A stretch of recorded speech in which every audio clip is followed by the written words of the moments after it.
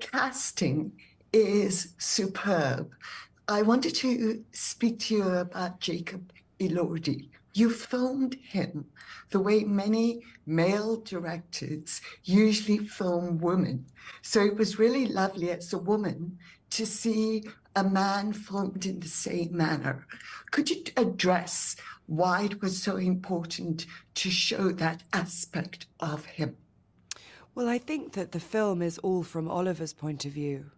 You know, it is a first person. He's our narrator. He's our way into this world. And so it was important for us, the audience, to desire and understand and love this family, this person, this place, as much as Oliver did. So, you know, the first line of the movie is, "I wasn't in love with him." And then we see the person that Oliver's talking about. And there is no way that Oliver is not in love with him, because of the way that we're looking at him, the way the camera looks at him is so loving and so erotic. And so it's, you know, it's a very important sort of storytelling device, really. But also I will say that me and Linus, the amazing cinematographer, you know, we were determined to shoot the house in the same way, to shoot everyone in the same way, to give everything this kind of erotic kind of sheen, from the camera moves to the lighting. It's, you know, it is a movie about how we fetishize beautiful things. One of the other aspects that just struck me so viscerally was how you get inside the character. We are not merely voyeurs. We feel what they feel. I would imagine that's quite challenging to do.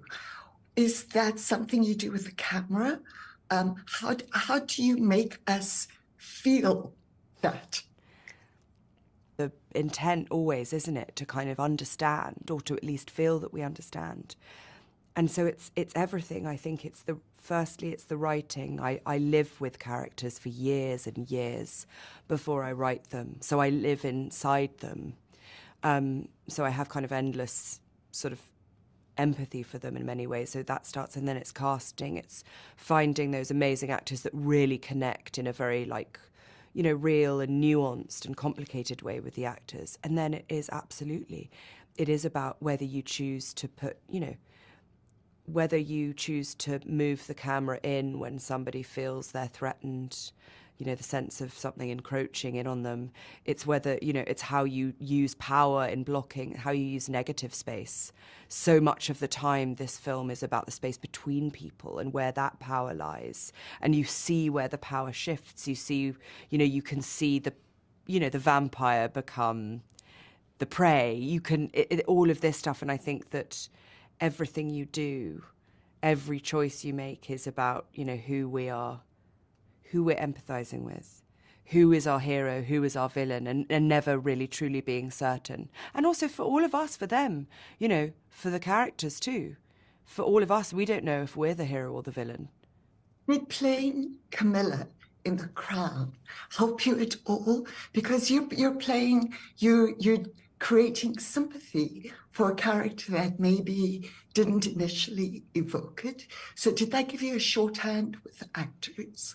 I think, honestly, in everything that I do, I'm interested in, you know, in the disconnect between how people, you know, how people are really and how the world sees them.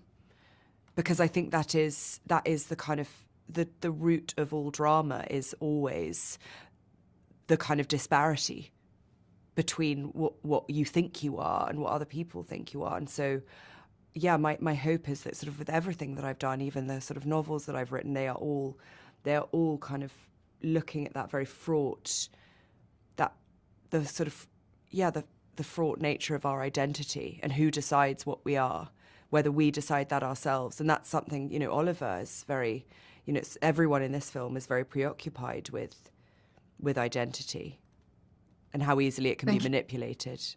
Thank you. Thank you so much. Fantastic talking to you. Lovely talking to you. Bye.